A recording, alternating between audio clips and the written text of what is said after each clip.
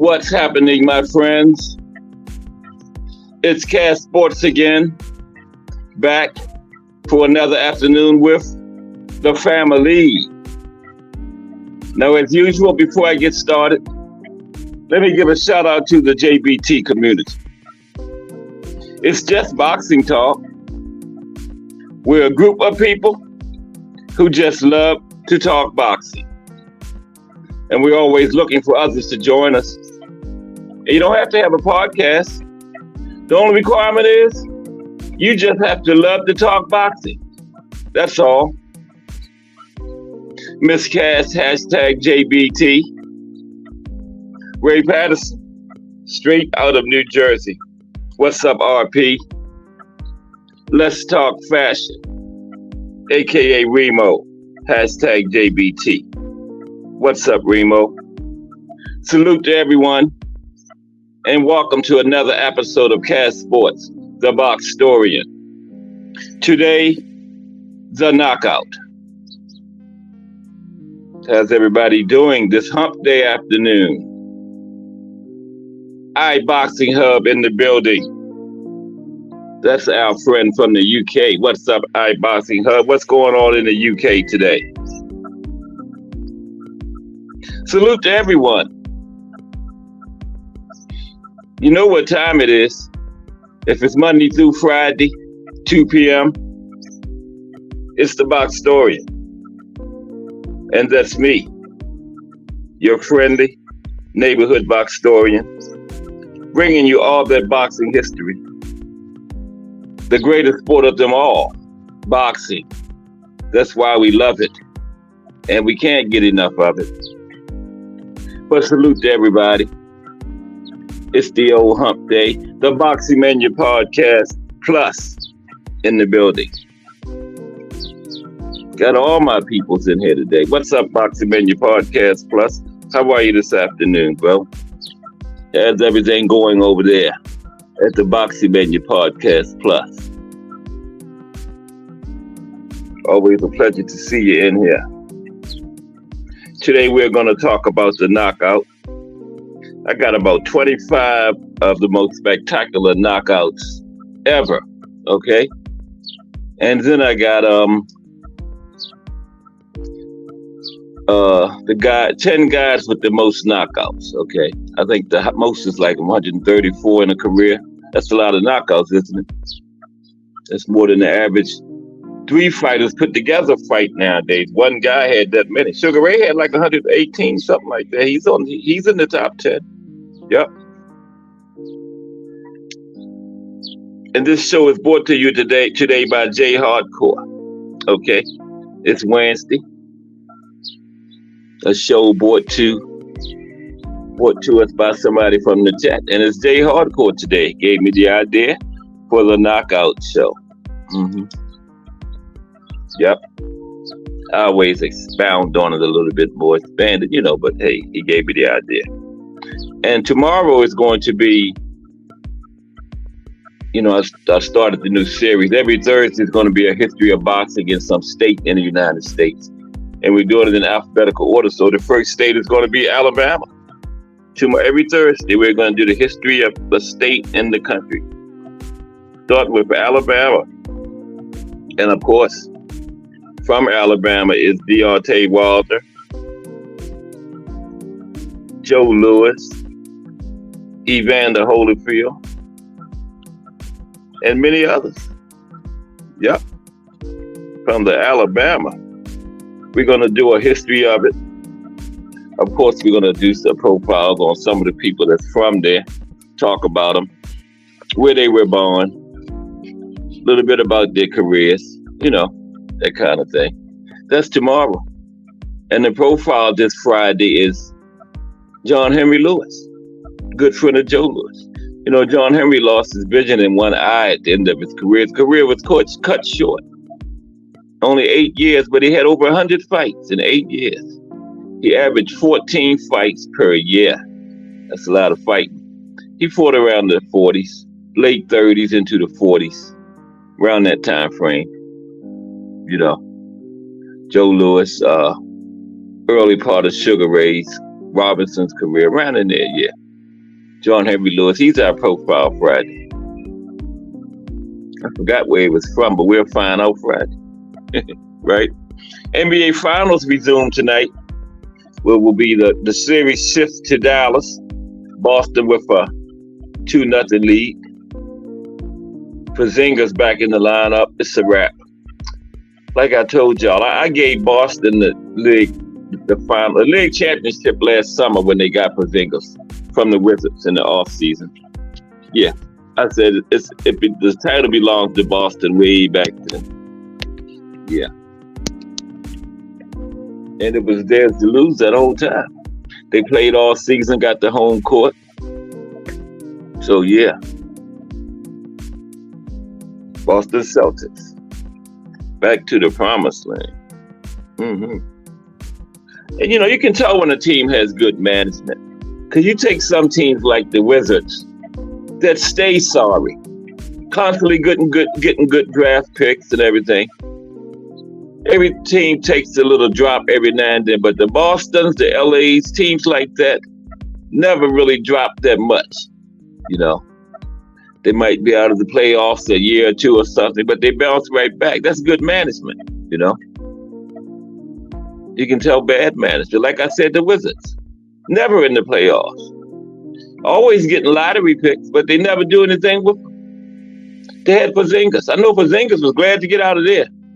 Couldn't get in the playoffs with the Wizards. Now he's on a team heading toward the league championship. So I know he was glad he goes from the cellar to the world champions in one season. Yeah. The Wizards just have bad management. That's all it is to it. And I'm glad they used to play in Baltimore as the Bullets. I'm glad they moved. Don't come back. I'd rather have no team than have that sorry organization. But it's boxing today. I guess the final press conference is tomorrow, right? Getting closer and closer to the big day. Tank Davis versus Frank Martin. And on my knockouts profiles today, sometimes I don't usually do active boxers, but when I'm in a category and you got some active boxers that stand out in it, I have to include them. So I had to include Tank and Deontay Wilder today, active boxers. Just like I had to include Loma when I did footwork and amateur boxing, because he was a standout in those categories. So, and when I did switch hitters, I had to include Bud,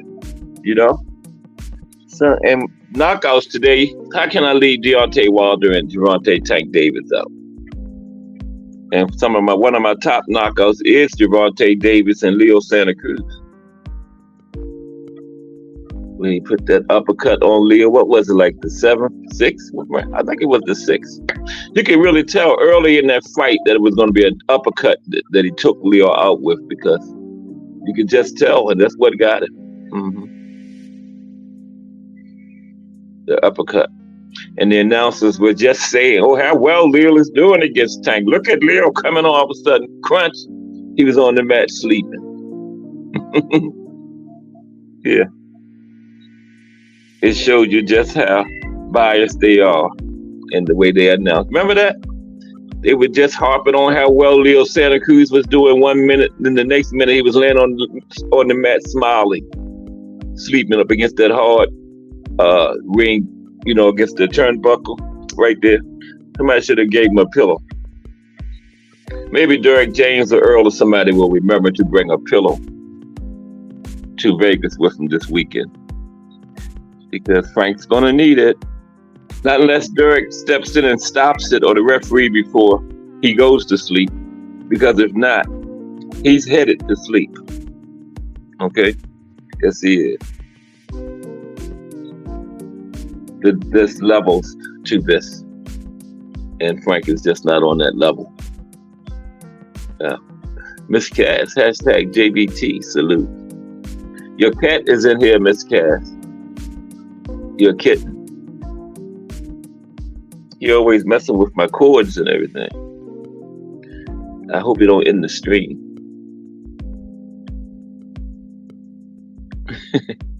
Yeah, but salute to Miss Cass. Boxing Hub, all the way from the UK.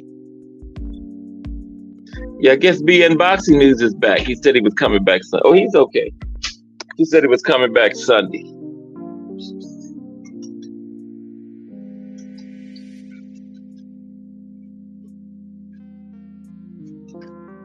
Yeah. So he's back in the United States. Hope he enjoyed his vacation, because if anybody deserves a vacation, it's BN Boxing News. Because he's the hardest working man I know. Every time you see him, he's at work. Yeah. We're going to get started shortly. Basically going to talk about fights today. Spectacular knockouts. Got a whole bunch of them. A nice slideshow. Yeah. That's basically what we're going to be doing. That's the fight where Jay's mother fainted on there now when Mike Tyson knocked Michael Spinks out in 91 seconds, remember? Jay, when his mother was at the fight, Jay said his mother fainted. Yeah, that's that one. Right there. Mm-hmm. And I got the one where we thought Manuel Marquez had killed Manny. There it is. Look at Manny laying over there, man, face down, unmoving. Manny's wife was crying. That was a bad one. Manny should have stopped at the trilogy. That was the fourth fight there. He went one too far, and Marquez stretched him out, man. Wow. Thomas Hill, hashtag JBT.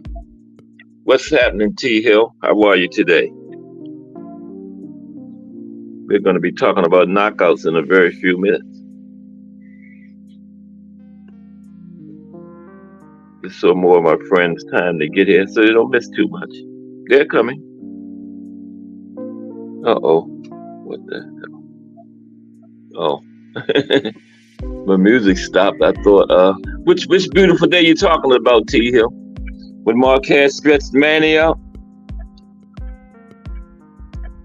There's Wilder, and when he put his man to sleep, his former sparring partner, and yeah. Wilder cried. Cried after the fight. I wonder if he cried after this one when he got knocked out.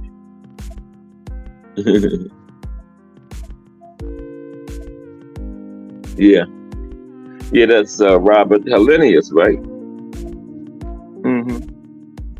Yeah, I got a whole bunch of them.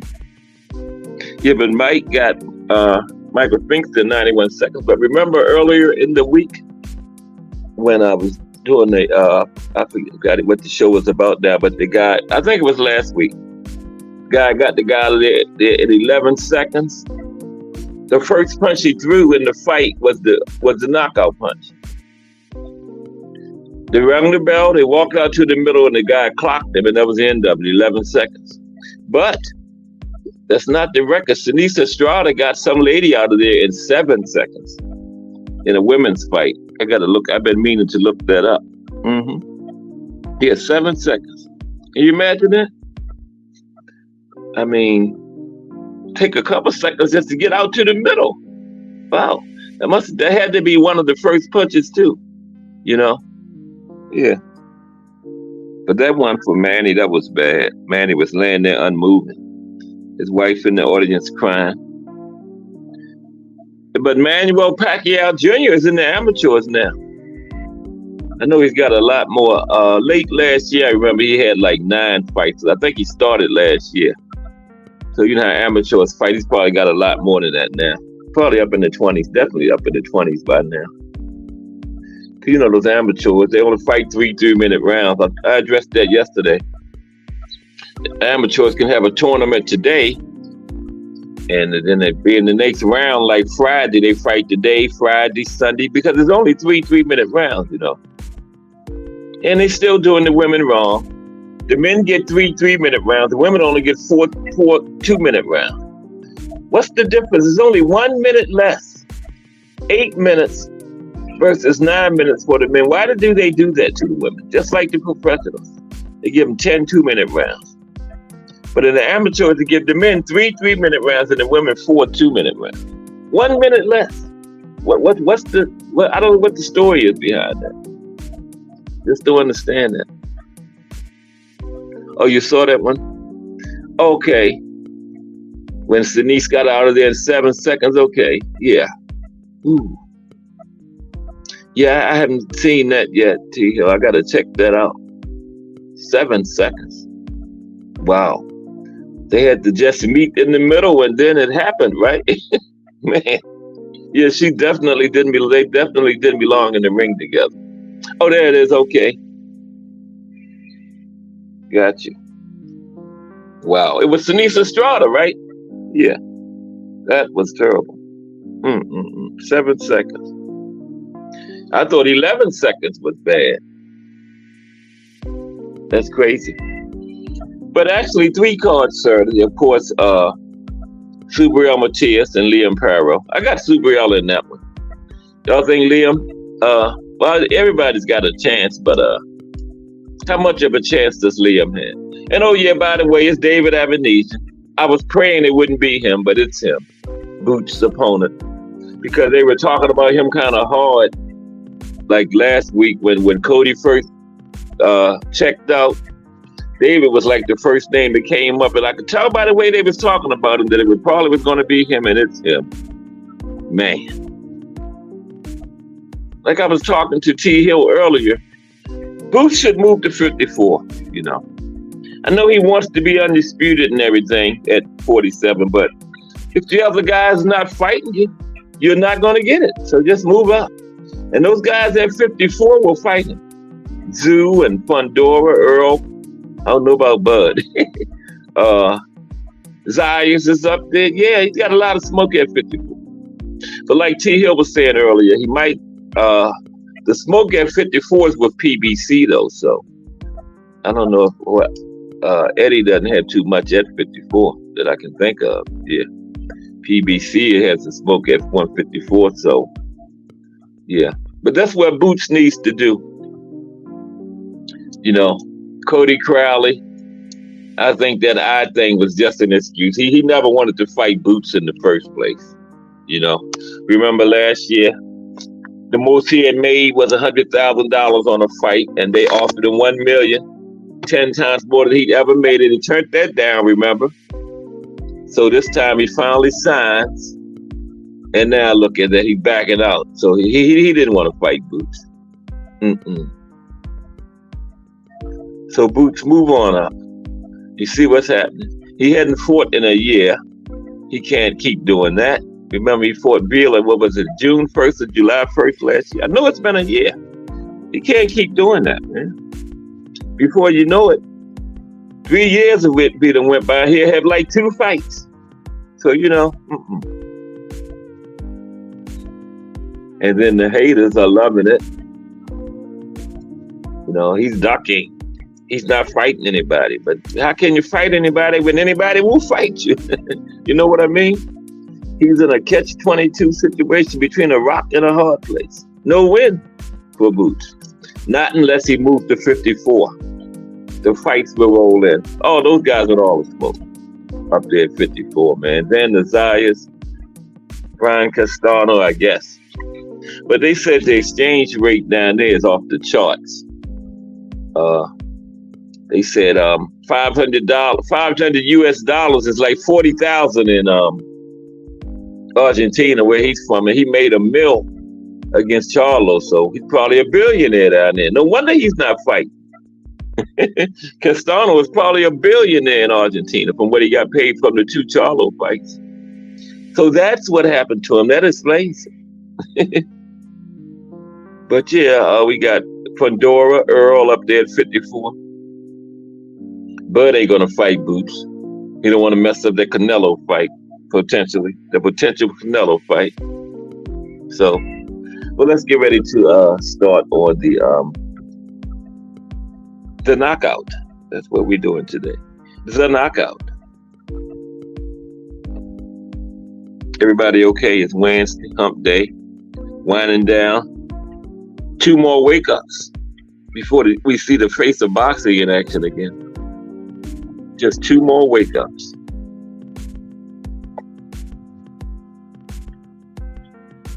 I want my phone. I can't get rid of that little sound, but we'll get to it. I think Frank is going to sleep between 6 and 10. Yeah, between 6 and 10. I have Frank taking a nap, unless the referee stops it or Derek throws in the towel. Other than that, Frank is not on Tank's level. And like Calvin always said, we haven't even seen close to Tank's potential. I don't think Frank could be the one that bring it out of him. But the good thing about it is we get to see the face of boxing back in there. 2 wake ups, Thursday and Friday, and then that's it. The final presser is tomorrow, right? And then the weigh-in Friday, and then the fight. Okay. Let me get up here to my slide display.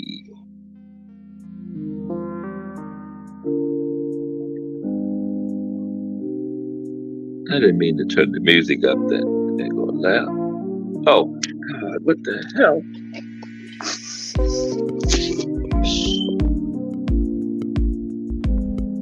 Man, I don't know what's going on, man. Bear with me for a second, please. I got some technical difficulties here. I'm back. Everybody can hear me okay, right? Don't touch nothing, Cat. Okay? Keep your big fingers to yourself. I hit end, but there's a content creator, though. You got to hit end twice. I'm glad why they got that in there for people like me. Because it'd be, are you sure you want to end? So, yeah. I hit end by accident, but you got to hit it twice. And that's specifically for people like me. Damn. I like the mouse better than the touchstone. That's good. Okay, slide display. That's good, right? Okay. Now today, the knockout. Appreciate everybody stopping by. Cast Sports today. The knockout. Let's get into it. Lonnie Lee's coming. Al Booger might slip by. Yeah, I got it down, T Hill. I'm gonna check it out. Tim Layton might slip by. Jay Hardcore. Melanin Queen 27. Just Do Boxing probably listening already. Probably getting his show together. I'm gonna take a peep at that at the end. What Just Do doing today? Because he's coming up in at 4 o'clock. But let's go the knockout. Now, boxing is called the sweet science, right? And there are many people, many fans who will watch simply to see two master craftsmen engage in a chess match. A lot of fans like that. I like that too, sometimes. But that isn't what today's show is about. We're not talking about no chess matches or no Devin Haney, Lomachenko type situations today, no. We're talking knockouts today, okay? And they are what makes the sport of boxing so dramatic and unique.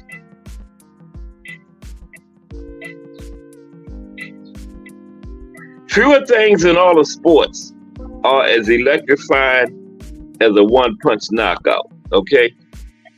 And now boxing is the only sport where you can lose literally every second of every round and still hit that 10-run home run in the final round and win the fight. Okay? One punch will turn the whole thing around. It can come at any time during the fight. Boxing is the only sport where a massive underdog can be getting totally dominated. And in one instant, Changed the entire course of the fight with just one punch. Boxing. You can't be 20 points behind in basketball and take one shot and win the game. Can't do it. You can't be like 3 touchdowns behind in football and throw one touchdown and win it. But boxing, you can be behind on every card, lost every round, and come out there in the 12th round and get the knockout and win. Only sport you can do that is boxing. Now, boxing is a beautiful yet extremely violent sport, though. It's celebrated. When one fighter turns the lights out of another fighter, we celebrate that. Yeah, he starched him. Yeah, let's celebrate it. To watch somebody literally put somebody to sleep. We might see that this weekend.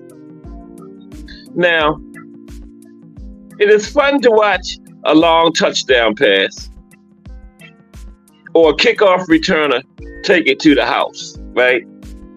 And it's also exciting to see a walk-off home run or a basketball buzzer beater that wins the game. But what trumps all athletic finishes is a one-hitter quitter in the boxing ring to end the fight. Ain't nothing like a one-hitter quitter, okay? So let's talk about some of the most incredible knockouts in boxing history, okay? All right. We're going to start with, wait a minute.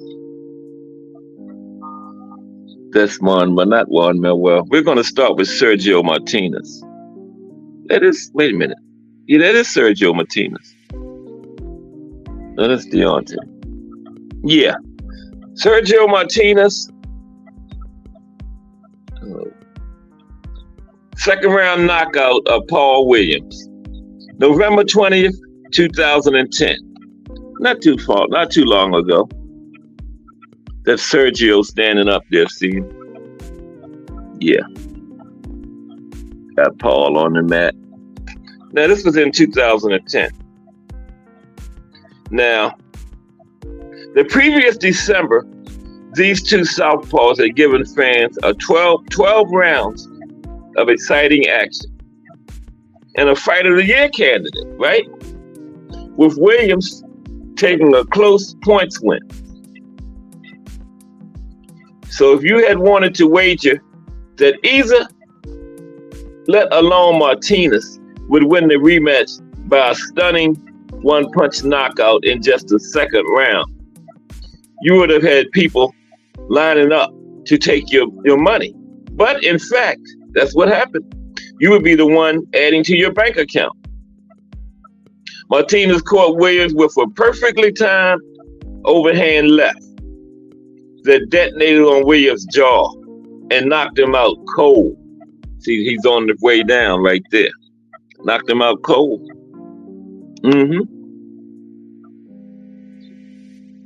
His eyes wide open as he lay unconscious on the canvas. And Williams had never been stopped before. But this time he didn't move a muscle as he was counted out. And that was a stunning outcome.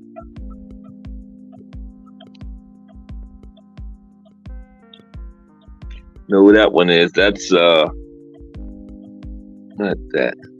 I don't know why it keeps doing that.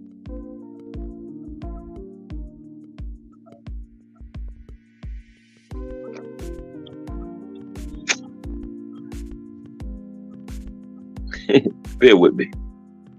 There we go. That's Hasim Rahman. 5th round knockout over Lennox Lewis. April 22nd, 2001. April 22nd, 2001. That's Lennox on his back there. Now, Rahman was a 15-1 underdog coming into this fight when he faced Lennox Lewis, and this fight was in South Africa. But he didn't look like an underdog as he gave as good as he got through 4 rounds.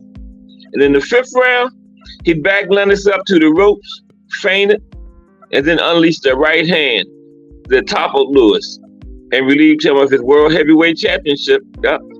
Hasim Rahman came into that fight a 15-1 underdog, but that's what the knockout can do for you. You know, knockouts don't know anything about any kind of odds or anything. Ask Buster Douglas and Mike Tyson. That's on here too. Okay? Next, go way back. Let's go way back. James J. Jeffries, 23rd round knockout of James Corbett, May 11th, 1900. This was before they started putting limits on rounds, okay? Back then, this is what you had to do if you wanted to win. You had to stop the guy. If you just knocked him down and he got up, you take your break, come on back out and keep fighting. Now, everyone loves an underdog, especially when he is a former champion who unexpectedly summons up some of his past glory, okay?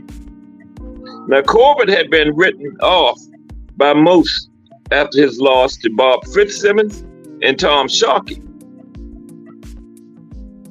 But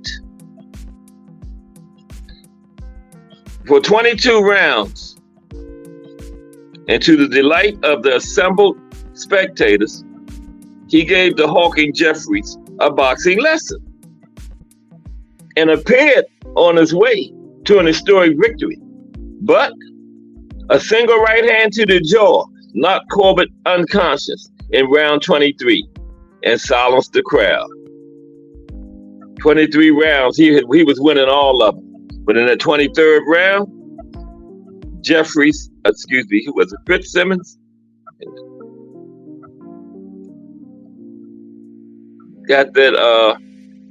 Jeffries got that right hand in on him and knocked him unconscious, got him right in the jaw. Yep, the knockout. No kind of lead is safe. Okay. I'm going the wrong way. Come back forward some. Julian Jackson, 4th round knockout over Harold Graham, November 24th, 1990. Okay?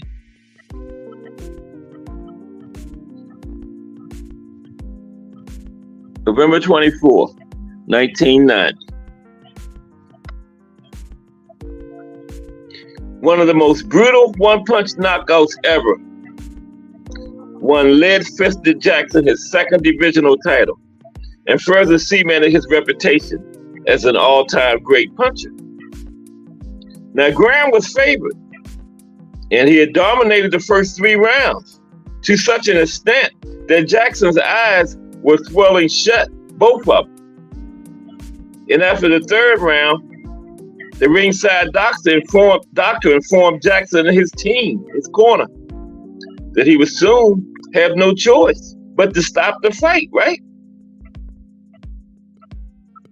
And when the 4th round started, the one-sided boxing lesson by Graham continued. But then all of a sudden, Jackson struck with a vicious right hook that instantly knocked Graham out cold. Okay?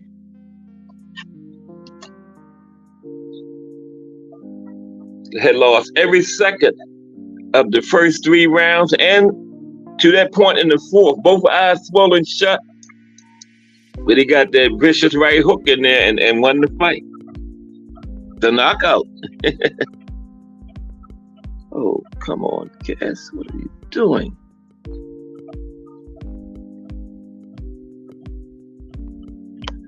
Oh, man. 5. I gotta see where I'm at. 1, 2, 3, 4, 5. Yeah. Okay. The next one. Excuse me for a second.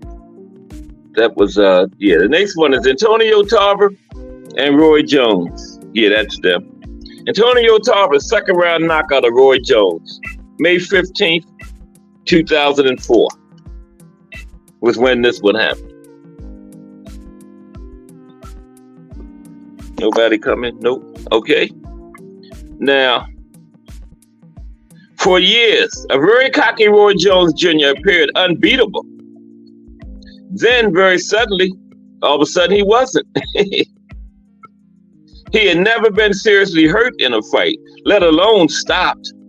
And his lone defeat up to this point was by disqualification. Scores of fans regarded Roy Jones as a modern great whose name could be uttered in the same breath as that of Willie Pep or Sugar Ray Robinson.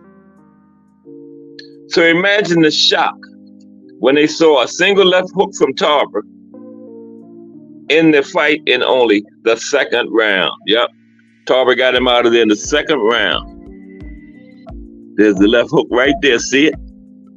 Roy is on the way to the canvas. Yeah. Antonio Tarver. Okay.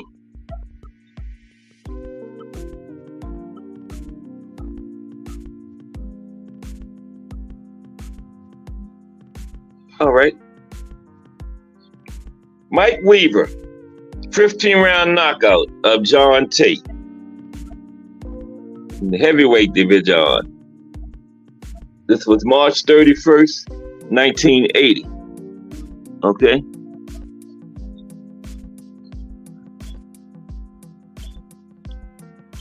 There's the referee getting involved as John Tate is on the way there. Weaver got him out of there. Now,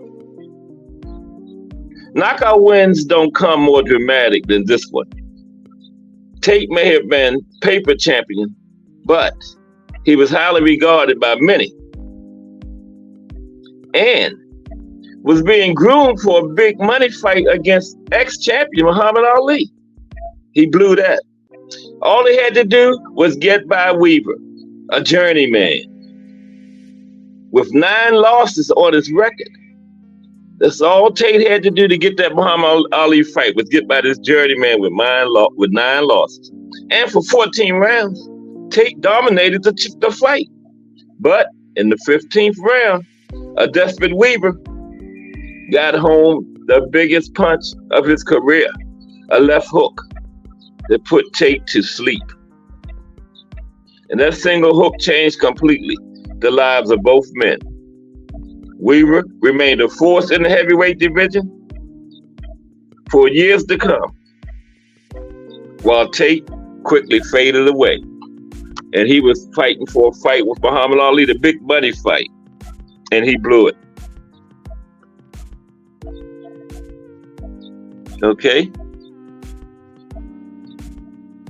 Jersey Joe Walcott, 7th round knockout of Ezzard Charles.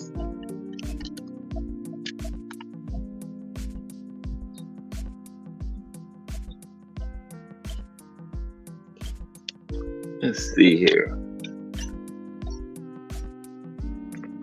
Yeah. Jersey Joe Walcott.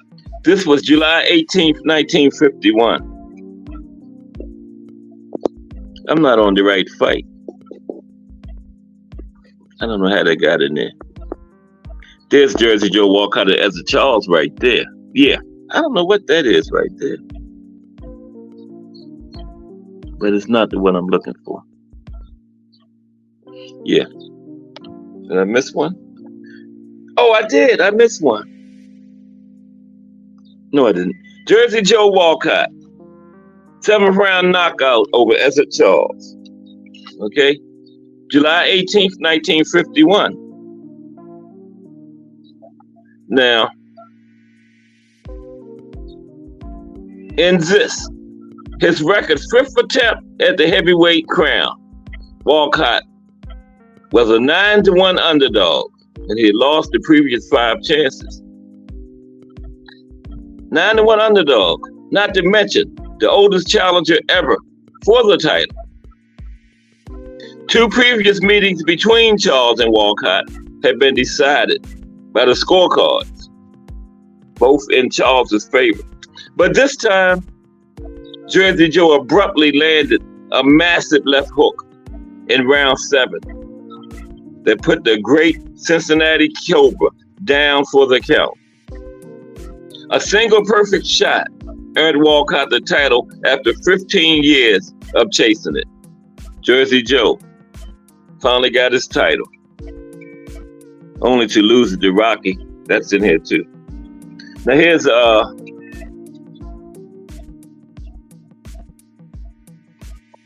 think got out of order some kind of way. This is supposed to be Juan Manuel Marquez and Manny Pacquiao. Yeah.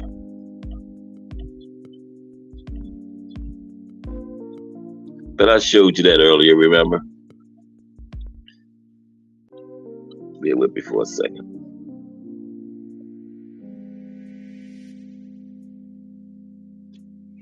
Yeah, there's Marquez and Pacquiao right there. No, it ain't. Yes, it is. See, that's Manny laying over there. Okay, I don't know how I got out of order. But Juan Manuel Marquez, this is a 6-round knockout of Manny Pacquiao. Yeah, knockout. I don't even think the referee had to count for this one. He was starched. Yes, he was. Over there's Tim Layton. What's up, Tim Layton? Salute. And Lonnie Lee, hashtag JBT in the building. Lonnie Lee, hashtag JBT, and Tim Layton, hashtag JBT in the building. The knockout, gentlemen. Got a bunch of knockouts to talk about today. And also got the 10 guys with the most knockouts in the history of boxing. Some guy had 130 knockouts. That's a lot of knockouts, isn't it? But salute Tim Layton, Lonnie Lee, both hashtag JBT. Okay, now, Juan Manuel Marquez knocked out Manny. This was their 4th fight. Manny should have stopped at the trilogy. It went 1 too many. Got starched. But anyway, this fight was on December 8th, 2012, a little over 10 years ago. Now, they called this the 5th greatest one-punch knockout of all time. And did it really happen as recently as 2012? Just a little over 10 years ago. Yes, it did. When a single blow completely alters the careers and legacies of 2 of the best boxers of recent decades, and also realign the dynamic of one of boxing's most significant rivalries.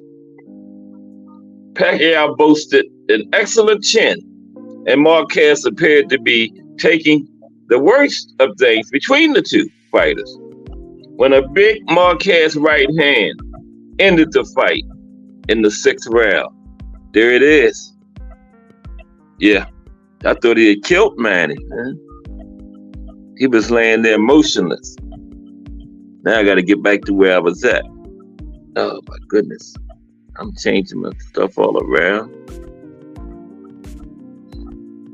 Looking for Sugar Ray Robinson. There's Sugar Ray. And Gene Fullmer.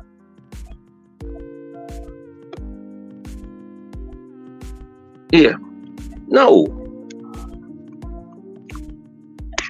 I got out of order.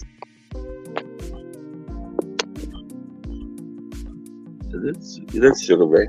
His hair a little shabby, little mess out of whack, but that's Sugar Ray. Sugar Ray Robinson.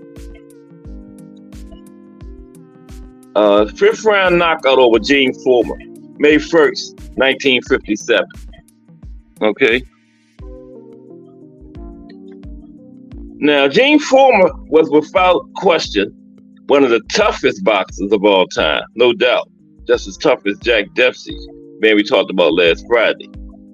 He only took a 10 count once in his career, and that was this one here. It happened after the great Sugar Ray Robinson landed his famous perfect punch, right? Robinson had lost to Fullmer a few months earlier And it was looking like the rematch might have a similar result until Sugar Ray landed a deadly left hook that ended the fight in round 5. Mm-hmm. Sugar Ray put him on the mat in round 5.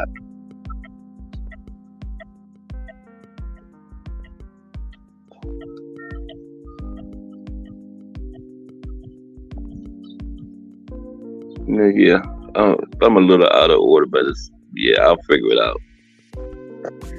This is Rocky Marciano, 13-round knockout of Jersey Joe Walcott. Yeah, we talked about this before. That's the one that did it. Looked like a right cross, right across the chin. That's why they call it the right cross, right? Right across the chin. Now, this fight was on September 23rd, 1952. This was when Rocky first won the heavyweight championship, which he never gave up. Every man he fought in the title fight, he knocked out. Now, he didn't knock Ezra Charles out the first time and didn't have to give him a rematch, but he gave him a rematch and he knocked him out the second time. That's probably why he gave him the rematch. But Jersey Joe was talking trash before this fight, too. Talking big trash. B3, what's up, B3? How are you, my friend? Where you been, B3? Yeah, 184, 88. That's right, B3. He would be a cruiserweight nowadays. Now, to be fair, it was a small era, but Rocky was extra small. Yeah, 184, 188. That's what he fought at. They say he didn't have over. You can count on one hand the number of heavyweight fights, if any. He had over 200. Yeah, 180. That's right, B3. 184, 188. That was his range. Mm-hmm. It was guys like him, Joe Frazier, that they eventually made cruiserweight, because got into the late 70s, early 80s, the big monster was coming along like Jerry Cody, 6'7". And they said, it's not fair for these guys, 180, 190, fighting these big 267, 270-pound monsters, man. So they made cruiserweight, yeah. But Jersey Joe was talking trash, man. He's told Rocky, well, he told the press, if I lose this fight to Rocky, just take my name out of the record books, like I was never champion, right? He sneered. He called Rocky a clumsy, amateurish type fighter. And when the fight started, Jersey Joe was still not showing Rocky respect. Throughout the fight, he curved his left hand kind of low. And look where that right cross just came from, where his left hand should have been at. See that? Mm-hmm. He backfired on him. Because Jersey Joe was winning on all 3 cards at that point, too. Yeah. But it only takes one, like I was saying in the opening. It only takes one shot. You can lose every second of every round. And boxing is the only sport where you can come back and win it with one punch. No other sport like that. Like I said, football, you're 3 touchdowns behind. You can't win it in the 4th quarter by scoring 1 touchdown. You're 20 points behind in basketball.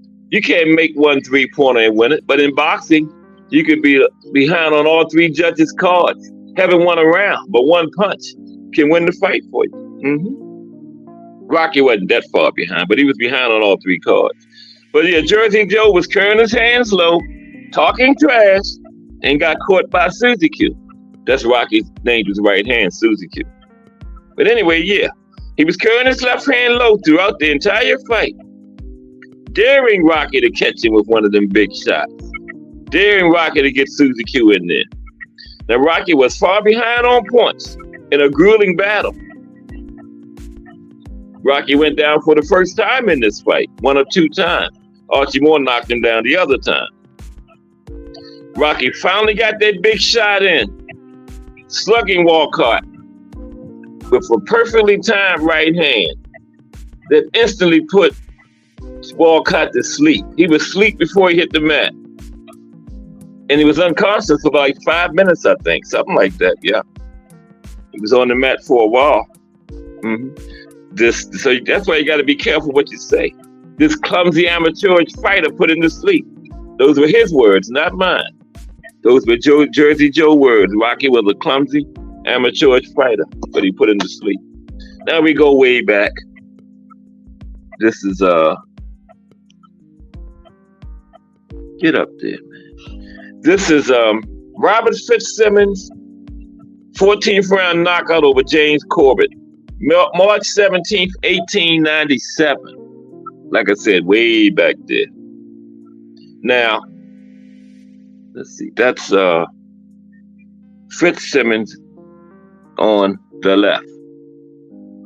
That's Corbett kneeling down over there, seeing. Now, they say a good big man always beats a good small man.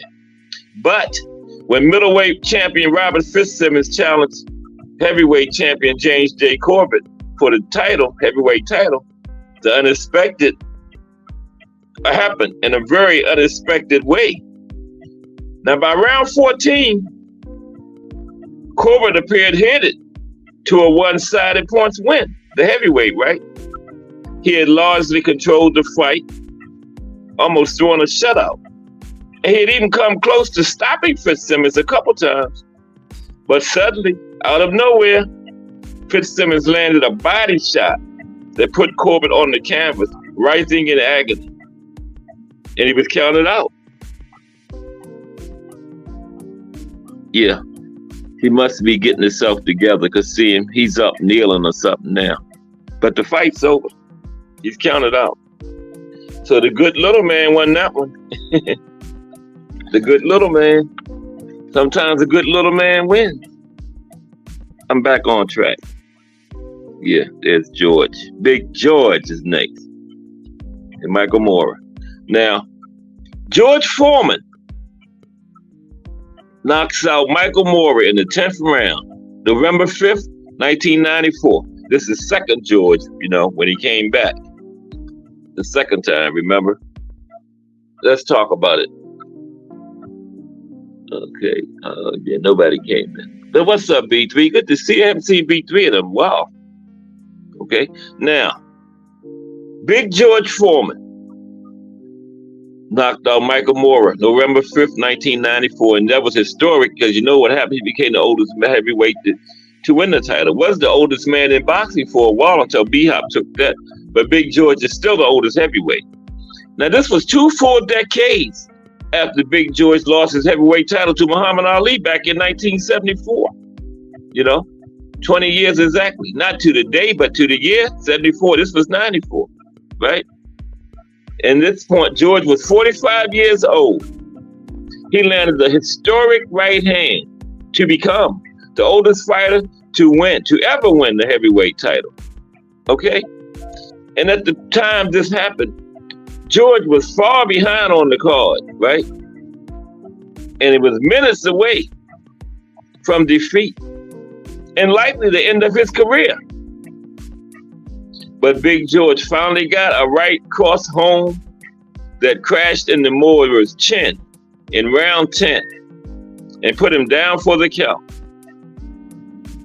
And the win was what elevated Big George Foreman from an exceptional heavyweight to a boxing icon. That fight right there. Went from an exceptional heavyweight to a boxing icon. He didn't get that in his first career in the 70s. He got that in the 90s when he came back. Yeah, 45 years old. Still the oldest heavyweight. That B-Hop took the title from oldest man. What was B-Hop like? 49, I believe. I don't think he was quite 50. I think B-Hop was 49. I think. Somebody correct me if I'm wrong, but I think it was 49. The next one is Samuel Peter, second round knockout over Jeremy Williams, December the 4th, 2004, 20 years ago. That's Samuel Peter on the left, delivering, look like a left hook, right? Oh, I'm kind of extended to be a left hook. I don't know what's the left hook, or just a good left hand. Could be a left hook. I would call it a left hook, right? Now, Samuel Peter burst on the heavyweight scene with 18 knockouts in his first 20 fights. And many felt he could be the next big thing in boxing's glamour division, right? Now, while it didn't pan out that way for Peter, but he was known for some of the most spectacular knockouts in the heavyweight division. In 2004, he took on fringe contender heavyweight Jeremy Williams. Now, after a relatively uneventful first round, Peter came out swinging for the fences in the second round. And Williams got caught with an earth-shattering left that ended the fight on the spot. Yeah, that's it right there. Well, whatever it is, hook, whatever, it was earth-shattering. Yeah. Look like he's asleep already. His eyes closed. Okay, let's go to the next one. Got a lot of ground to cover. No way, it's not 3 o'clock. I've only been on here like 10 minutes. Man, that's crazy. Okay. Got plenty of time though. The next one is Thomas the Hitman Hearns versus the Hands of Stone, Roberto Duran. No, it ain't. Oh my goodness. How did I get out of order like this?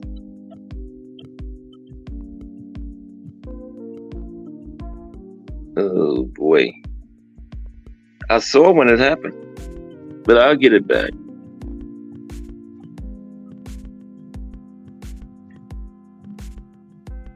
Bear with me for a second. I am out of order. Trying to find a hit, man. That ain't him. He ain't down there. Bear with me for a second. Don't leave. I saw it when it happened. I hit a slide and everything just went flying past. That's Jersey Joe. Anybody see the Hitman anyway? I knew I made one. I know y'all can't see him. Hitman or Roberto Duran, anybody? But we're gonna find it. I think I got it.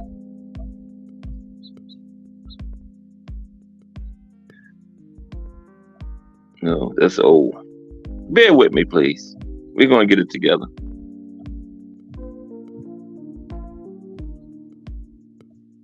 That's Big George. There we go. There we go. I don't know how it got okay, yeah. That's the Hitman of Roberto Duran. Thomas the Hitman Hearns. Second round knockout of Roberto Duran. That was a bad one there too. Ooh.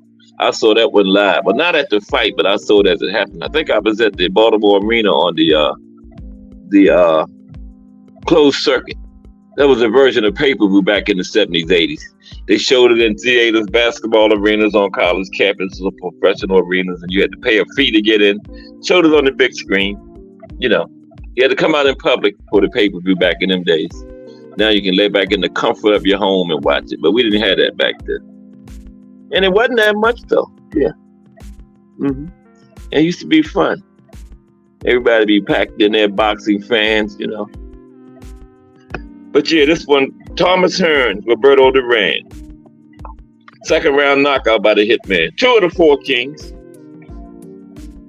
And this was, what an era of fighters and fight teams this was, man. That 4 Kings era. Now, nowadays, fans complain about the biggest stars not fighting each other.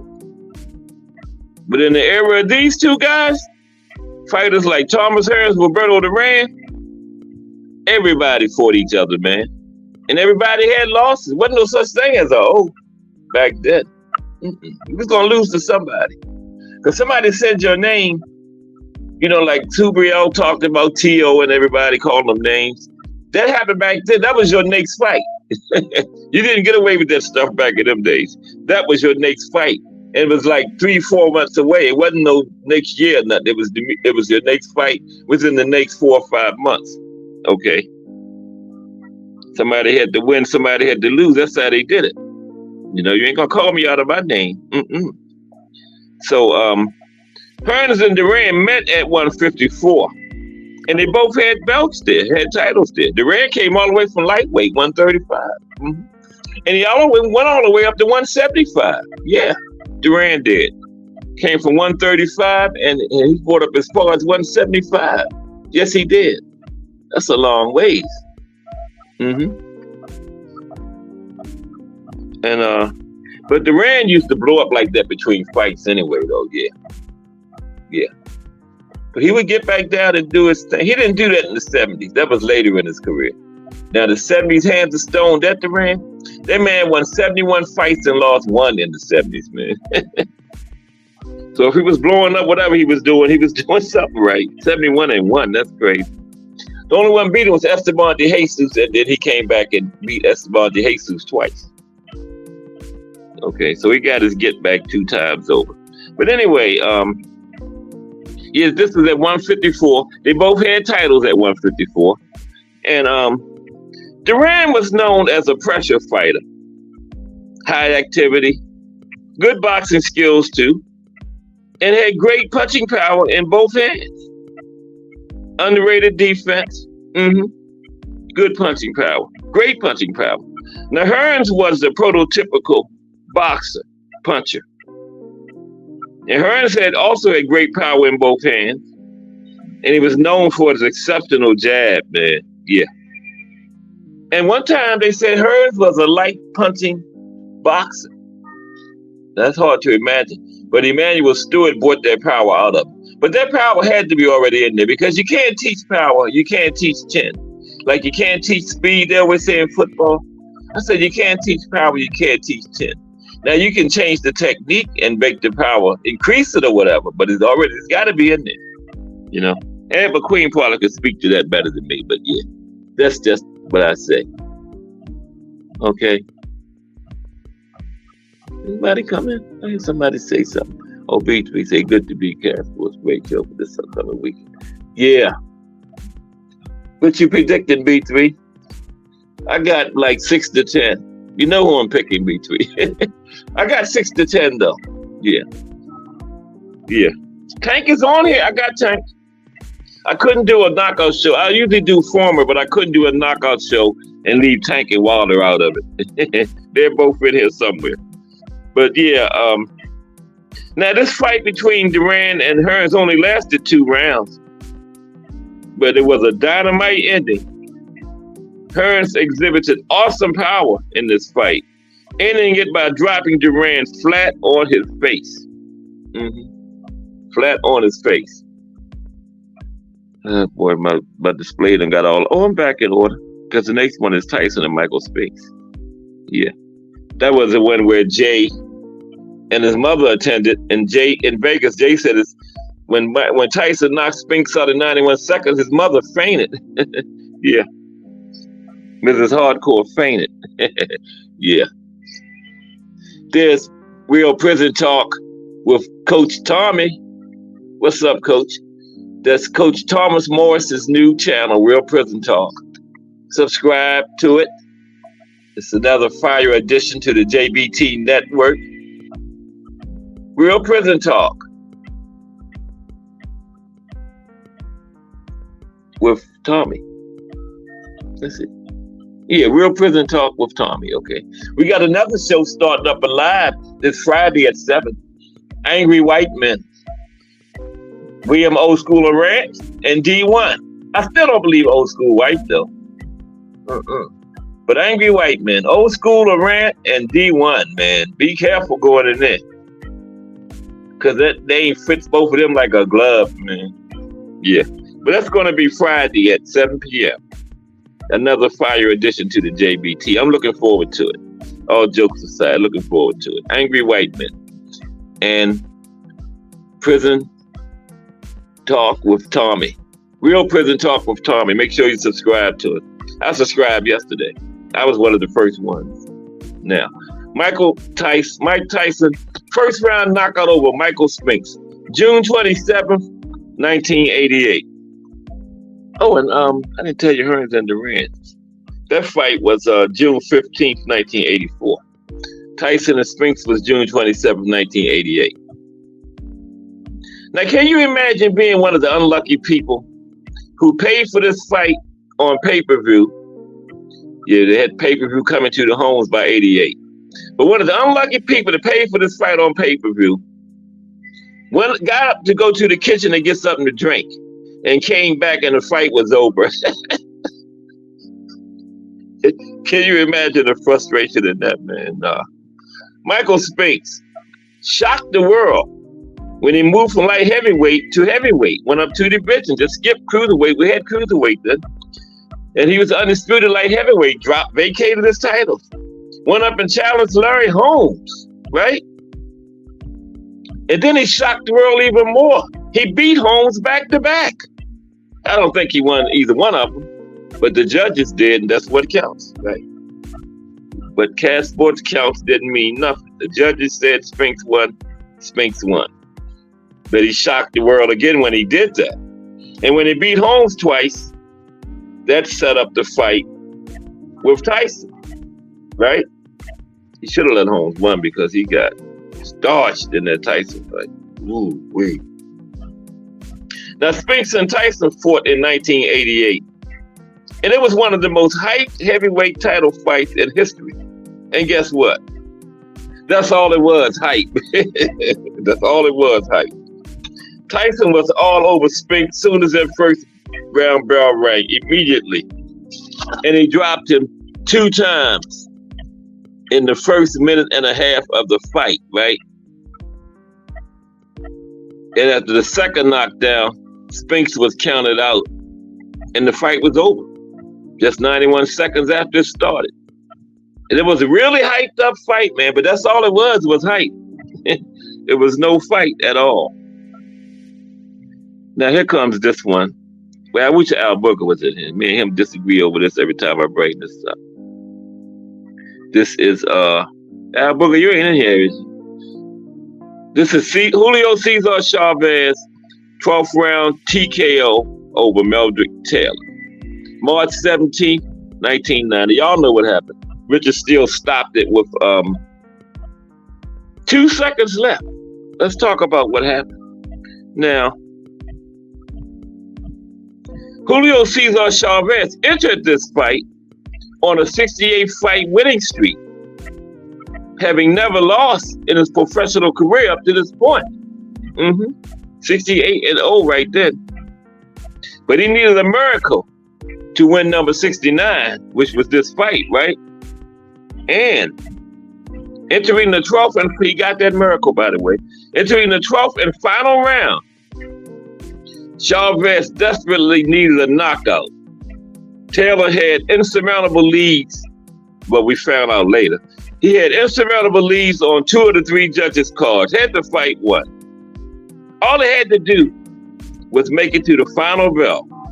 But with less than 10 seconds to go, in the 12th and final round, Chavez found that miracle.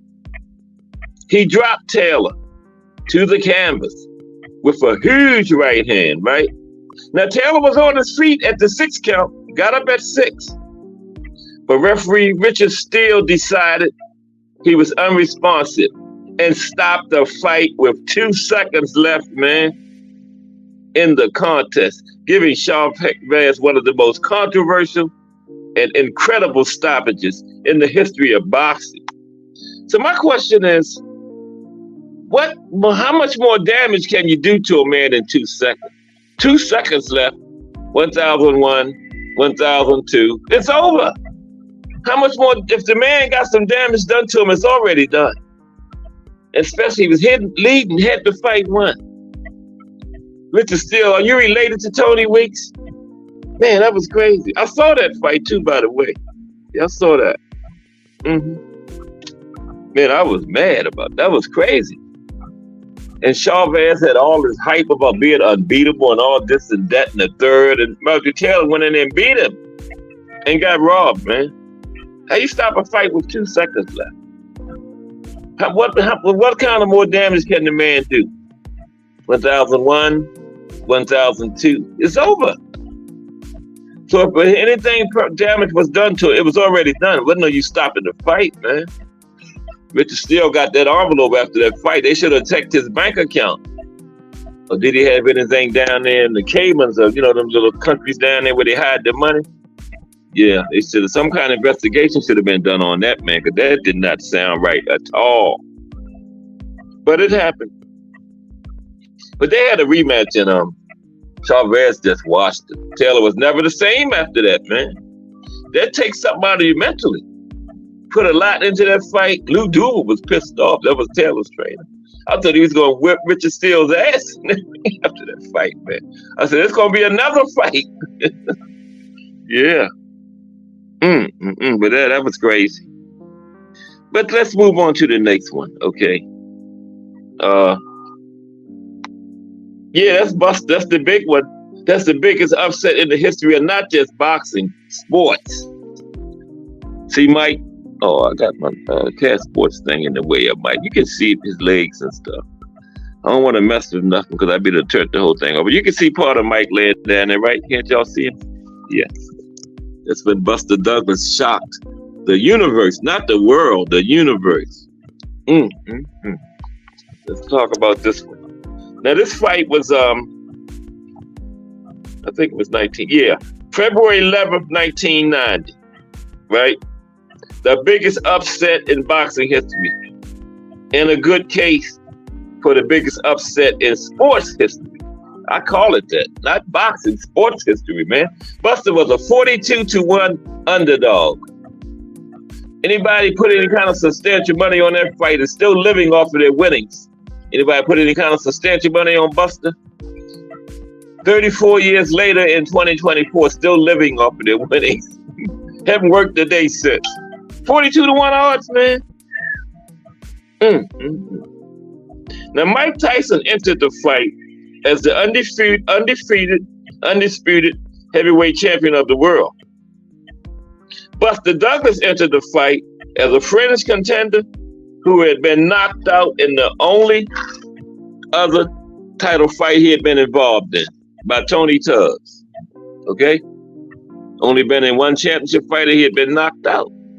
And like I said, he also came in as a 42-1 underdog, man. Yeah, 42-1. And Mike Mazik in the building. What's up, Mike? Didn't see you sneak in. You must have came through the side door over there. Right? Mike snuck in the side door. But what's up, Mike Mazik? Good to see you, my friend. We're talking about the knockout today. But salute to Mike Mazik, everybody. He usually beats me in the building, but probably had something to do today. But he's here. Salute, Mike. Yeah, we're talking about the biggest upset in the world of sports. Buster Douglas and Mike Tyson. Yeah, Mike came in as an undisputed heavyweight champion of the world. Buster Douglas was a 42-1 underdog. Had only been in one championship fight in his life and had been knocked out in that one. Okay? And when the fight started, Douglas was clearly not intimidated, man. He was the perfect recipe to beat Mike Tyson. Mike was killing everybody around that time, but get this. Buster was a big and tall heavyweight. Not just tall, he was a big and tall heavyweight. And he used a quick jab, nearly to perfection, to keep Mike off of him. He had the perfect recipe to beat Mike, man. It wasn't just Mike being out of shape.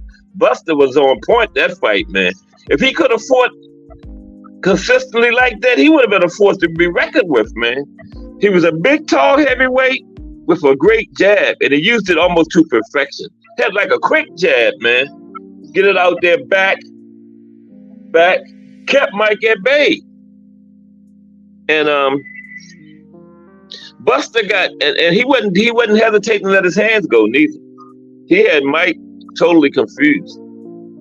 But Mike did drop Buster in the 8th round, but he beat the count. Now some people think Buster got a slow count, you know. Now in the 10th round he dropped Mike. Mike didn't beat the count. It was an uppercut that he dropped him with, and some people think Mike got a fast count, like Don King, but nothing came of it. Don was upset. Like, yeah, he lost, but y'all should have cheated for him. You know? Mike got the regular count, but Don thought he should have got a purposely slow count. You know Don King. But yeah, Buster shocked the world, man. That was crazy. That was a crazy time. The next day, everybody was like, Mike Tyson, that was world news. Mike Tyson got beat last night. Mike Tyson, what? By who? This big, tall heavyweight with this quick jab, man. He used it to perfection, keeping Mike outside. That was crazy time. 42-1 odds. Okay, the next one is we coming to a couple of active guys now. So I couldn't keep Tank and Deontay Wilder off of no list for is that Deontay Wilder? Oh, I went right past Deontay.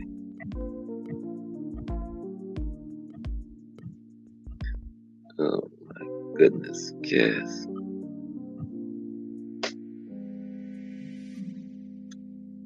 Yeah, there's Deontay. This is Deontay Wilder against. Wait a minute now. I got Deontay twice against Luis Ortiz.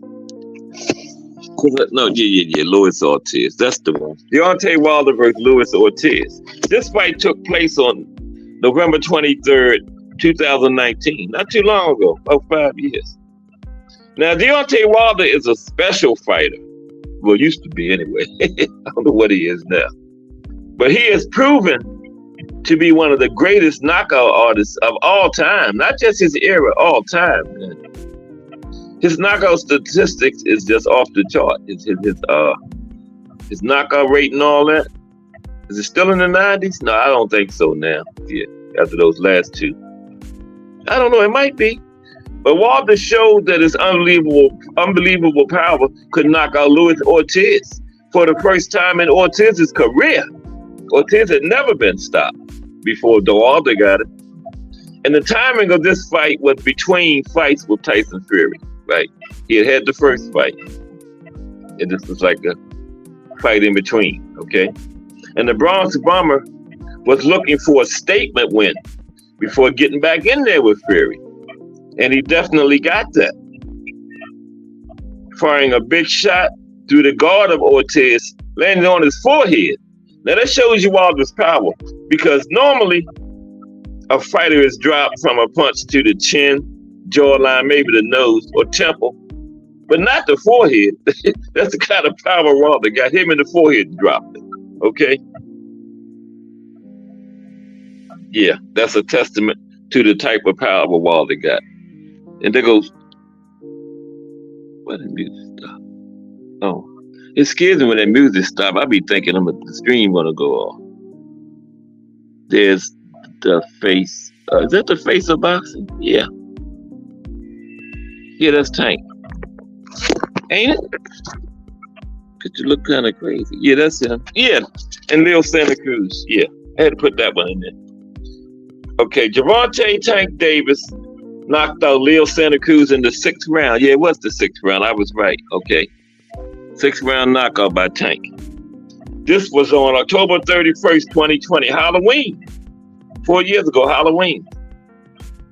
Now, with one of the highest knockout rates among active fighters, still, right now today, Gervonta Davis is only getting better as he steps up the competition. That's right, only getting better. From Baltimore, Maryland.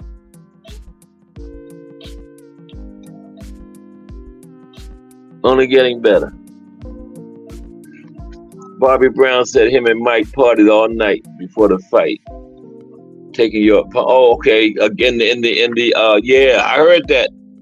I didn't hear Bobby Brown, but I heard he partied all night, beat 3 years. Now Customardo was still living, that would never happen. Mike would have been in shape, ready to go. And like if Cuss had been living, he wouldn't even been at that beauty concert where he got that rape charge. He wouldn't even been there, you know. But Cuss wasn't living, so it is what it is. But anyway, Tank is only getting better as he steps up the competition, right? Now, his most recent knockout was a Ryan Garcia. That was a clean liver shot, right? And that was part of a masterful performance by Tank. Of course, I'm a little biased, but it was a masterful performance. But Tank had an even more vicious knockout than that one a few years ago on Halloween 2020. That was Leo Santa Cruz.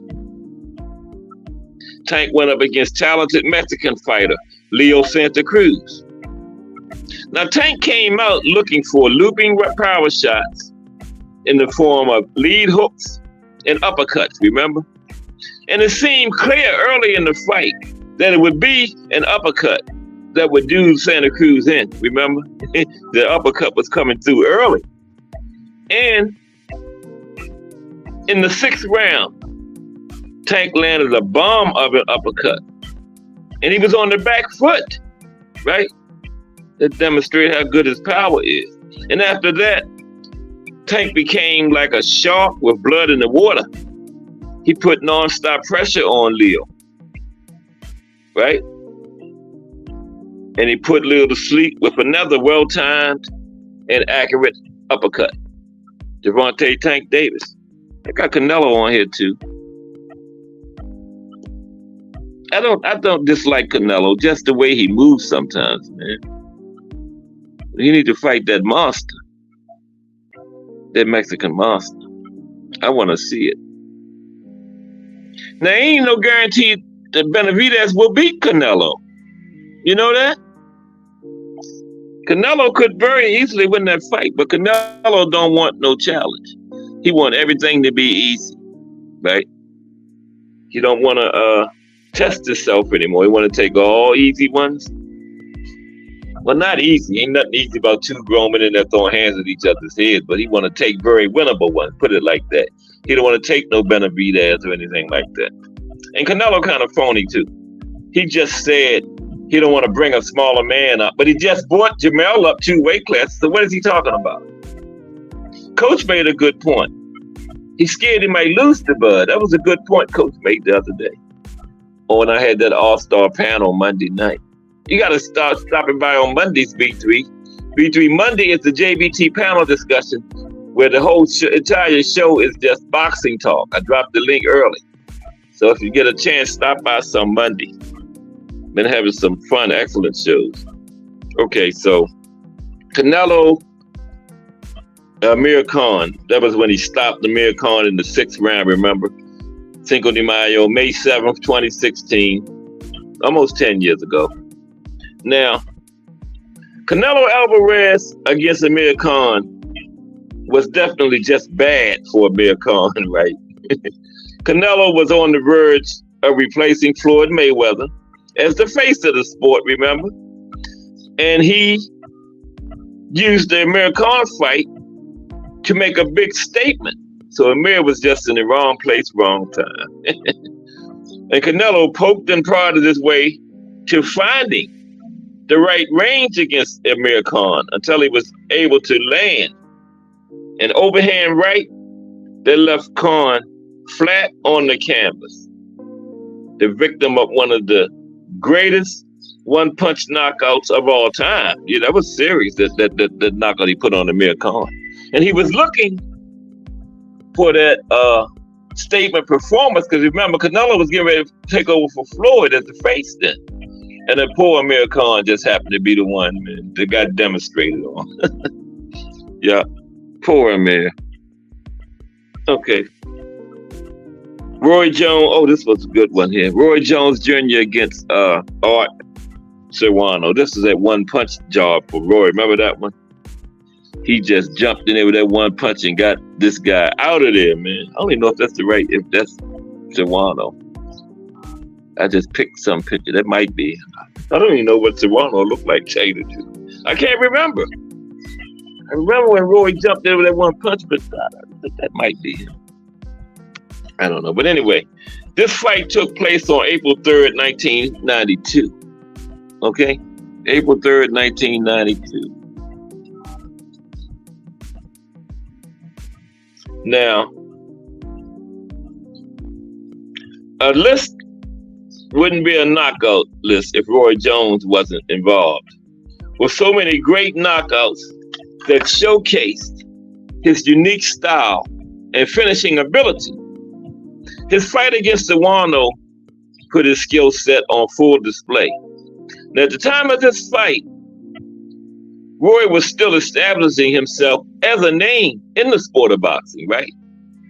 Now, he has always been a showman, But this fight demonstrated his raw power because Roy was floating around the ring like he normally does, putting Serrano into a safe sense of security. Then all of a sudden, Roy just let go with a right hand that ended the fight, just like that. One punch knockout. Boom. It was over. It was over, man. Amazing. That was really amazing. Really amazing. I still got a list after this of the 10 guys with the most knockouts in boxing history, too. One guy got 134. Sugar Ray had like 100. Sugar Ray Robinson. He was a good boxer, but Sugar Ray had some pop, too. Yes, he did. Okay, a couple more. Told you I had a bunch of them. Where are we? Who did we just do? Roy Jones. Oh, yeah, this one. Joe Louis and Max Melling. The second fight. Somehow I got back in order, too, on my slides. Look at that. Joe Louis and Max Melling. Wow. They became good friends, too, because Max Melling was a pallbearer at Joe Louis' funeral. And after Max Melling lost this fight, Hitler forced him into the Nazi army because a lot of people didn't like Max Melling because he was from Germany and they thought he represented the Nazis. That was around World War II. But Max Melling actually hated the Nazis. And when he lost that second fight to Joe Louis, Hitler forced him into the Nazi army. So I'm thinking, remember Jesse Owens won those 4 gold medals? I wonder what Hitler did to those poor track stars from Germany, because Jesse Owens did it right there with Hitler sitting there watching, because those Olympics 1936 was in Germany. So those poor track stars might have lost their life. I'm serious. That's how them Nazis carried it. Hitler said, that little black monkey winning all these gold medals, 4 of them. Right there in front of him in Germany, them people might have lost their life. Hitler didn't play. Look what he did to Max Melling. But Max Melling versus Joe Louis. This fight took place on June 22nd, 1938. Now, Joe Louis had a lot of pressure on him, too, because he was called to the White House. One of the Roosevelts, Franklin, it was Franklin, because Theodore was Rough Riders back in 1800. And Franklin told Joe Louis that the free world is depending on him to win this fight. So that's a lot of pressure, right? Get called to the White House about to win a boxing match by the President of the United States? And rarely does sports ever supersede worldwide events. But the rematch between Joe Louis and Max Melling at Yankee Stadium was viewed as very relevant to World War II. Now, Joe, like I was saying, he had to push all the political noise to the back of his mind as he attempted to avenge the only loss of his professional career at that point. And Louis was on a tear leading into this fight, right? He had won 11 straight fights, 9 of them by knockout, okay? 11 straight, 9 by knockout, coming into this fight. And he was determined to get his get back. He landed a brutal right hand in the very first round that sent Yankee Stadium into a frenzy and sent Max Melling to the mat for good. And the knockout was amazing. And not just because of the backstory, you know, the president depending on the win and all that. It was reported that the punch was so hard and powerful, it led to breaking a vertebrae in Smelling's spine. That sounds like some Tank type stuff. Or Matthias, remember Hector couldn't see from Tank's power, and Hector hit Ergashev in the head, and the man said his legs was hurt. Joe Louis hit Max Melling so hard, it broke a vertebrae in his spine, man. That sounds serious, don't it? God damn, Joe. Yeah, Joe had that kind of power, though. We got a couple more. Oh, yeah, we got to get Sugar Ray and Thomas Hearns. 1. Yeah, there's Hearns going through the ropes. You can't see it that good. That little cast sports the backstory thing messes up a lot of stuff. But you can see the top of him. See him? On his way through the ropes. Now, this fight took place. This was a 14th round TKO by Ray Leonard over Thomas the Hitman Hearns, 2 of the 4 kings. This fight took place September 16th, 1981. I think I saw this one on the closed circuit. Now, this fight was a brilliant matchup of 2 of the greatest fighters of their era, and both were members of the legendary 4 Kings. On top of that, each had one of the major titles of that period. One had the WBA, one had the WBC. I can't remember which. The what is it? The IBF? Yeah, IBF was still around, but it had just came into being, and it wasn't all that powerful yet. But the main 2 was the WBA and WBC, and each of them had one of them, so it was a unification. Okay. Now, they were recognizing the IBF by that time, so it wasn't undisputed anymore, though. It wasn't 2-belt undisputed no more. It was up to 3 by that time. Now, the fight was called the Showdown. And after 13 rounds, Hearns had the fight won. Like Marjorie Taylor, all it had to do was make it to the bell, final bell. It was 13 rounds then. They hadn't went to 12 yet. If they had went to 12, Hearns would have won it, but it was still 15 then. But toward the end of round 13, Leonard came through with a big blow that immediately shifted the momentum of the fight and also put Hearns in major trouble. And after causing Hearns to stumble through the ropes due to multiple flurries of punches, the round ended. But Hearns did not cover between rounds, and Leonard came out in round 14 like he was shot out of a cannon, man. And he ended the fight with one final flurry. Yep. Hearns outboxed Sugar Ray both times. Remember the second fight in, 89? He knocked Sugar Ray down twice, and they called it a draw. That was ridiculous, man. Now, you get knocked down twice, you got to do a lot to get a draw. Sugar Ray didn't have that kind of fight, man. He lost that fight. I'm sorry. Sugar Ray got a lot of favorable decisions. All-American Olympian, they love Sugar. Everybody loved Sugar Ray, He got a lot of favorable for decisions, just like Muhammad Ali. But hey, it is what it is. Finally, the last one is Muhammad Ali. Do I have that? Oh, Lord, I don't have that. Yes, I do. Yeah, that looked like the referee. There it is. I remember that referee had that striped shirt on. Chubby. He used to be a Harlem Globetrotter, the guy that refereed that fight between Ali and Foreman. I can't think of his name, but he used to be a Harlem Globetrotter. Yep. Sure did. Now, then he turned into a boxing referee. But this was Muhammad Ali. He knocked George Foreman out in the 8th round with the world famous rope-a-dope. This fight took place on October 30th, 1974. And remember, George Foreman got his title back. I think it was November something, 1994, 20 years later. But anyway, Muhammad Ali taking on powerhouse George Foreman was one of, if not the most important knockout in combat sports history. Foreman was blazing his way through the heavyweight division at that time, while many boxing experts felt Ali's absence due to the Vietnam situation that cost him 3 years of his prime was too much to overcome. And they pretty much thought Ali would basically be food for Foreman, right? That's what most people thought. I ain't gonna lie, I did too. I was about 12. I did too. I'm like, how is he gonna beat that big guy, man? He's old. He missed part of his prime, I was worried for him. But that did not happen at all. Ali used his signature rope-a-dope technique to drain Foreman's gas tank, and then he turned up the output, changing from defensive-minded to offensively aggressive. He accomplished the greatest feat in his boxing career in this fight, stopping Foreman by knockout to become two-time heavyweight world champion. Yep, that was the second time. Then he did 3-time in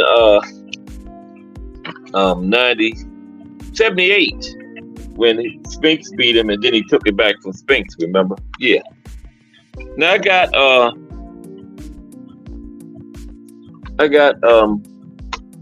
what do I have? Oh, 10 guys with the most knockouts in boxing history. 10 of them.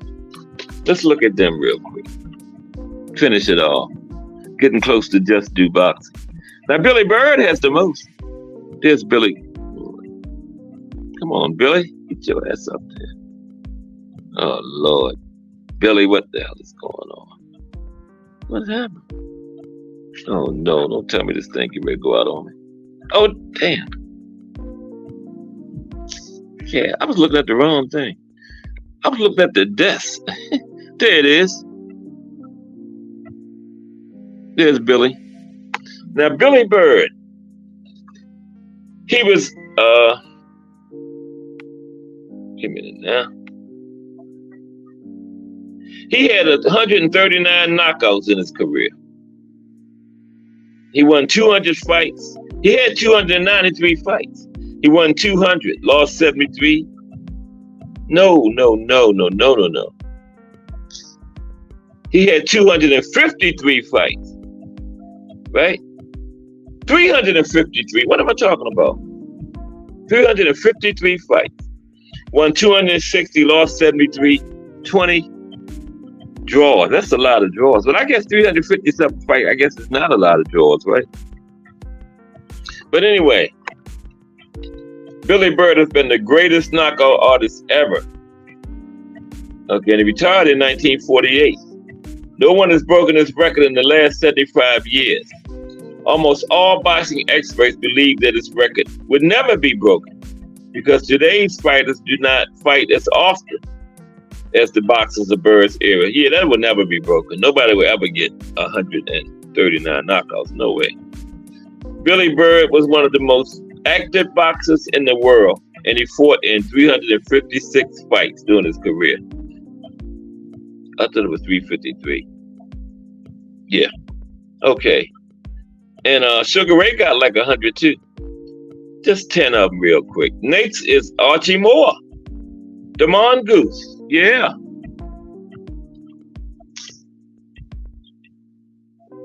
The Mongoose. Man, I hate it when these goddamn commercials get all the damn way, man. I can't even get the Mongoose up because it's... I'm getting mad. Yeah, the Mongoose. Yeah, Archie Moore.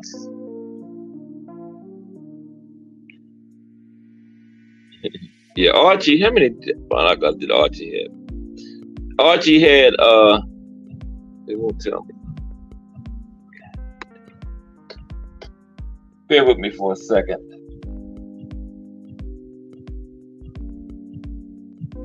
Oh, I got it right here. Cast your faith. Archie had 132 knockouts. He was only 7 behind the record. Archie had 132 knockouts. Yeah. He holds the record for the longest reigning light heavyweight champion of all time. From 1952 to 62, 10 years. Man was champion 10 years straight. Went into the International Boxing Hall of Fame 1990. He was one of the world's complete boxers with versatility. Had great defense, a strategic mind, and an extraordinary punching speed to stun his opponents. Okay? Let's go run through this real quick. The next guy, number 3 in knockouts, was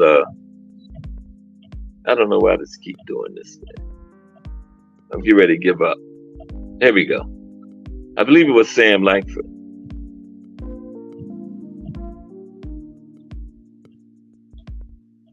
I believe it was Sam.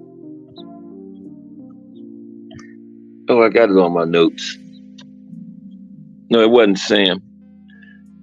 It was young guy named Young Stripling. He had 129 knockouts. Okay? Young Stripling. Sam was 4th. Sam had 126 knockouts.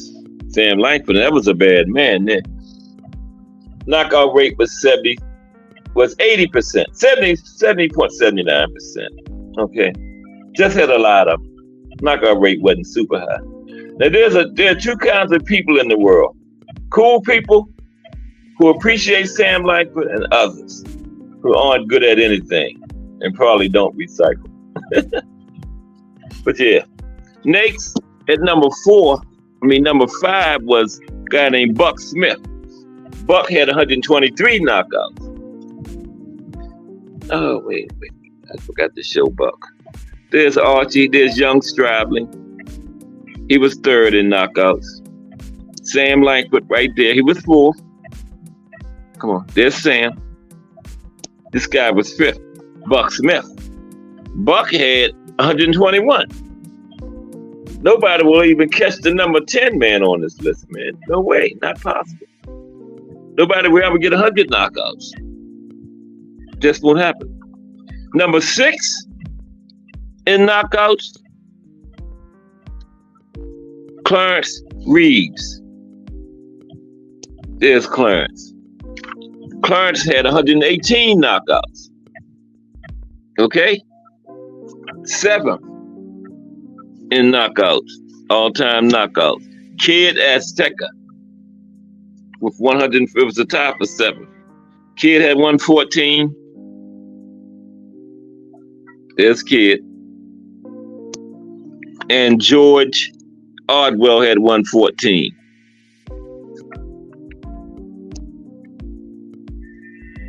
I kept it on. There's George right here. There's George, okay? So 7 and 8 was a tie. Number 9, Sugar Ray Robinson with 109 knockouts. Sugar Ray's up there with 9 knockouts. 109. There's Sugar. Nobody will even catch that. Nobody will catch the 10th place man. The 10th place man is Peter Marr. And he has he also has 109, I think. Peter Marr. There's Peter. I think he's tied with Sugar Ray. Yeah. And there you have it. Today's show was on knockouts. Tomorrow is Thursday. And every Thursday, I'm going to be doing a history of one of our states in alphabetical order. Tomorrow will be Alabama. History of, Peter Marr had 104 knockouts. Yeah, he was tied with, Sugar Ray had 109. Peter Marr is number 10 with 104. That won't even be broken. But tomorrow is going to be the history of boxing in Alabama. And remember, every Thursday is going to be history of boxing in a state. Now, Alabama, I'm going to talk about the history of it, some of the clubs, like the University of Alabama's got a boxing club. And some famous boxers from there do a profile on them. And Joe Louis is from Alabama. Evander Holyfield, Deontay Wilder. So Alabama has some good boxers from down there, man. I did not know that till this past weekend. But that's tomorrow. Make sure you tune in for that. And I appreciate, there's D for the win. What's up, D for the win? How are you today? We talked about knockouts today. Tomorrow is going to be a history of boxing in Alabama. I'm going to run through all the states every Thursday, once a week. Another one of my series. And Alabama tomorrow. And some great guys from there, man. Like I was just saying. Joe Louis. Now, Joe Louis grew up and known for boxing out of Detroit, right? But he was born in Alabama. And Evander, Deontay got the trophy. Well, not trophy. Got the statue down there. Trophy. Deontay got the statue down there in Alabama. So that's huge. Boxing. The University of Alabama, the football powerhouse, has a boxing club too. Yeah. And then don't forget, Friday is John Henry Lewis, the profile. Yeah. Just do boxing coming up next. Let me take a quick peek. I always take a quick peek, see what he's talking about today.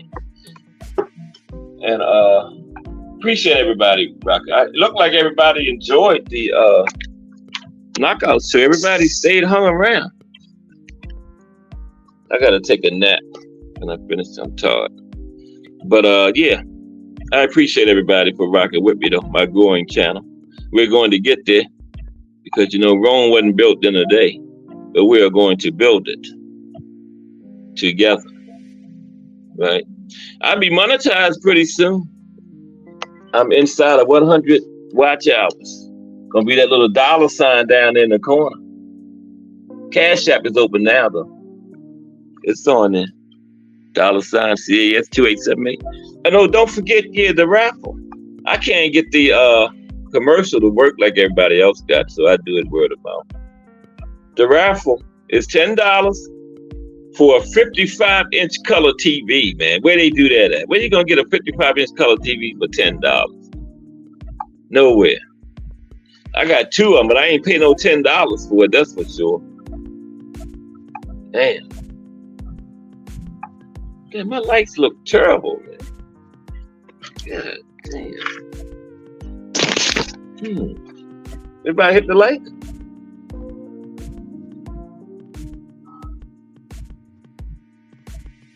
Yeah, I guess so. But yeah, 55-inch TV. Join the raffle.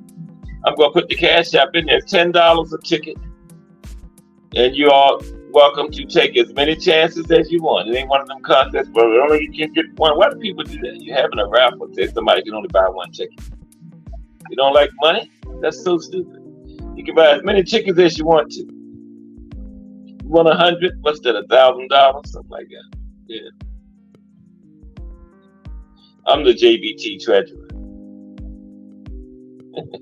Yeah, me.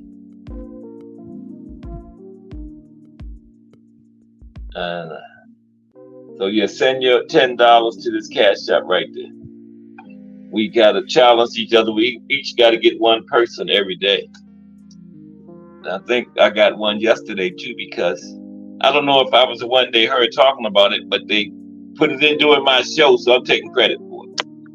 Anybody put anything in the raffle between 2 and 4, I'm taking credit for it. Right? But there's the Cash App. $, all caps. JBT Network, the number 1 behind it. Okay. D4 to win in the building. Salute D4 to win. Yeah, everybody make sure you subscribe to Real Prison Talk. That's Coach Thomas Morris's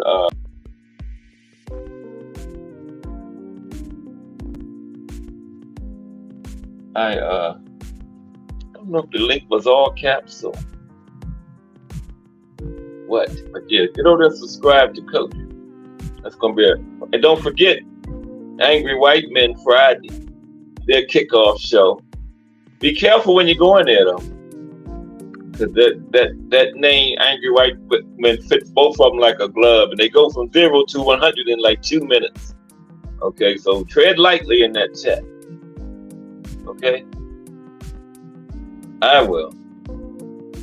That might be a panel I might not ever venture up on, man. Yeah, but William O. School of Ranch and D1. Okay, that should be fire. I can't wait till Friday to check that out. I talked to Old School the other day. He's ready. He was kind of nervous. So all you do is just do the same thing you do when you're on somebody else's panel. Just talk. You know, it's a podcast. You ain't got to sing or dance or nothing. Just talk. You know? Yeah. But they'll be okay. They'll carry each other. You know what I mean? Yeah. Yeah, they'll carry each other. Both of them are very knowledgeable boxing guys. So I can't see them being nothing but successful, man. Got the JBT Network behind them. Know what I'm saying? Yeah. Can't be nothing but success. William O. Schoolerman and Coach Tommy. I'm putting Coach Tommy's link in. That's what Baby took of Coach Tommy. And D1. Coach Tommy has Real Talk with Tommy. Okay. Yeah. That's what Coach Tommy has. Get over there and subscribe to him too. You know how we do each other in here. You know.